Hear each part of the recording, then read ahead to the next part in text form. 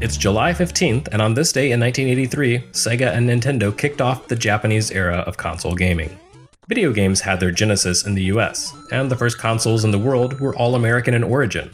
But less than a decade after the arrival of Home Pong launched the age of home video gaming, the US market had collapsed under its own greed and mismanagement.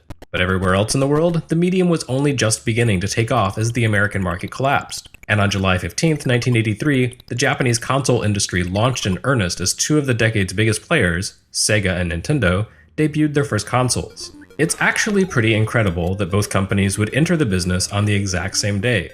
And in the very beginning, there was no way to know which platform would come out on top, Nintendo's Famicom or Sega's SG-1000. Of course, Nintendo ultimately became the bigger success, but that was never a given, especially when the Famicom suffered from a significant technical flaw that required a massive recall. Yet even despite that setback, the Famicom came out ahead, and in fairness, Nintendo did offer the better tech and the superior early lineup. Where Sega's SG-1000 was almost exactly a clone of the American ColecoVision, the Famicom used Coleco's console as a jumping-off point, incorporating a number of major technical improvements to the hardware that allowed it to offer better visuals and audio.